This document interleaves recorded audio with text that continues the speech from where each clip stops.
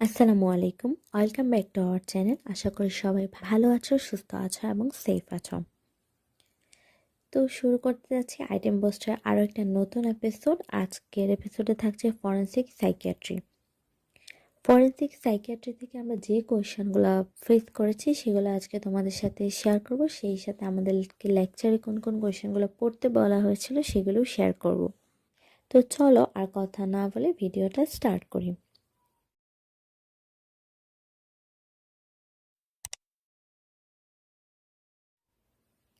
এখান থেকে ফার্স্টে যেটা লাগবে সেটা হলো মেন্টাল ইলনেসের ডেফিনেশন।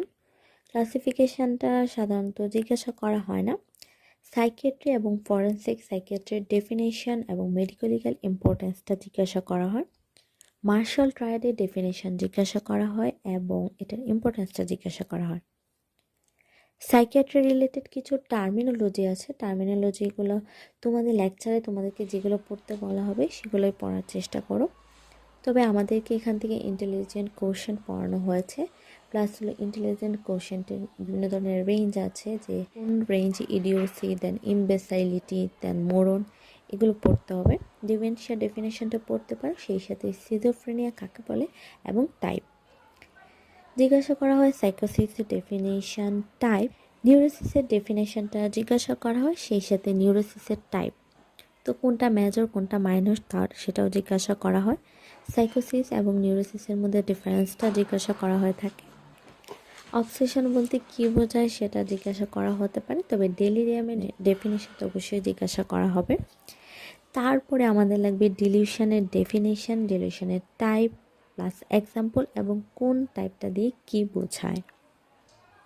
লাগবে ডিলিউশনের মেডিকো লিগ্যাল ইম্পর্টেন্স, হ্যালোসিনেশনের ডেফিনেশন, প্রিডিসপোজিং ফ্যাক্টর যেমন হাই ফিভারে, ড্রাগ ইনটক্সিকেশনে এবং withdrawal symptom of some drug, এই সব কিছুর ক্ষেত্রে হ্যালোসিনেশন হয়ে থাকে।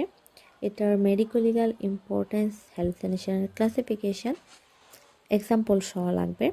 সেই সাথে লাগবে কোন টাইপটা কী, এবং স্পেশালি যদি জিজ্ঞাসা করা হয় তখন জিজ্ঞাসা করা হতে পারে যে ট্যাকটাইল হ্যালোসিনেশনটা আমরা কোথায় পড়েছি বা এটা কোন ক্ষেত্রে হয়। তখন আমরা বলবো যে ধাতুরা পয়জনিংয়ে ট্যাকটাইল হ্যালোসিনেশন দেখা যায়। তো ধাতুরা পয়জনিংয়ে যে লুডিক্রাস মুভমেন্ট নামক যে ফিচারটা আছে ওইখানেই কিন্তু আমরা ট্যাকটাইল হ্যালোসিনেশন দেখতে পাই। তারপর আমাদের লাগবে ইলিউশনের definition, example, then medico legal importance, ইম্পালসের ডেফিনেশন, ইম্পালসের টাইপ, ফোবিয়ার ডেফিনেশন, এক্সাম্পল, টাইপ। তারপরে খুবই ইম্পর্ট্যান্ট একটা টপিক হলো লুসিড ইন্টারভাল। লুসিড ইন্টারভাল থেকে ডেফিনেশন জিজ্ঞাসা করা হবে। লুসিড ইন্টারভালে মেডিকো লিগ্যাল ইম্পর্টেন্স খুবই ইম্পর্ট্যান্ট একটা কোয়েশ্চেন এবং টিচারদের খুবই পছন্দের একটা কোয়েশ্চেন। তো এখান থেকে আমরা হেড ইনজুরি যে লুসিড ইন্টারভাল আছে সেটাও এখানে মেনশন করার চেষ্টা করব, কারণ অনেক টিচাররা এটা শুনতে পছন্দ করেন যে লুসিড ইন্টারভালের কোনো পেশেন্টকে সাধারণত ডক্টর 72 ঘন্টা পর্যন্ত, মিনিমাম 72 ঘন্টা পর্যন্ত অবজার্ভ করে, আদারওয়াইজ এখানে প্রফেশনাল নেগলিজেন্সের চার্জ আসতে পারে। তো লুসিড ইন্টারভাল নিয়ে শর্ট নোট যেটা, এটা কিন্তু আমাদের রিটেনের জন্য খুবই ইম্পর্টেন্ট। ইনসেনিটি থেকে ইনসেনিটির ডেফিনেশন জিজ্ঞাসা করা হয়। ক্লাসিফিকেশনটা ওরকমভাবে ধরা হয় না, তবে ট্রু ইনসেনিটি এবং ফেইন্ড ইনসেনিটির ডিফারেন্সটা মাস্ট ধরা হবে। তারপর এটা ডায়াগনোসিস লাগবে। ডায়াগনোসিস থেকে সাইকোলজিক্যাল এক্সামিনেশনে কী কী দেখবে সেটাও জিজ্ঞাসা করা হতে পারে। তখন আমরা বলবো যে অ্যাপিয়ারেন্স দেখা হবে, তার সাথে তার talk, speech, memory, mood, gait, walking, এই সব কিছু দেখে সাইকোলজিক্যাল এক্সামিনেশন করা হবে। জিজ্ঞাসা করা হতে পারে যে একজন ইনসেন পার্সনকে ডায়াগনোস করার জন্য আমি কিভাবে অবজার্ভ করব, মানে এটার পিরিয়ডটা কত। 10 দিন পর্যন্ত অবজার্ভ করা হয়। যদি 10 দিনেও ডায়াগনোস করা না সম্ভব হয় তারপর এটা ম্যাজিস্ট্রেটের অর্ডারে আরও 10 দিন এক্সটেন্ড করা যায়, এভাবে করে আরও 10 দিন এক্সটেন্ড করা যায়, অর্থাৎ টোটালি 30 দিন পর্যন্ত এই অবজারভেশনটা করা যেতে পারে এবং এই 30 দিনই হলো ম্যাক্সিমাম অবজারভেশন ডে। খুবই ইম্পর্ট্যান্ট একটা question both for written item and viva, সেটা হলো ইনসেন পার্সনের সিভিল এবং ক্রিমিনাল রেসপন্সিবিলিটি। টেস্টামেন্টারি ক্যাপাসিটি ডেফিনেশনটা পড়া লাগবে, কারণ অনেক টিচাররা এটা জিজ্ঞাসা করতে পছন্দ করেন। এই আইটেমের একেবারে লাস্টের দিকে চলে এসেছি। সবার লাস্টে আছে ম্যাক নট অ্যান্ড রোল।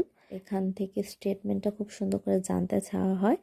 হিস্ট্রিটা টিচাররা জিজ্ঞাসা করতে খুবই পছন্দ করেন। সেই সাথে এখানে কতজন জাজ মিলে এটার অ্যান্সারটা দিয়েছিল, 14 জন।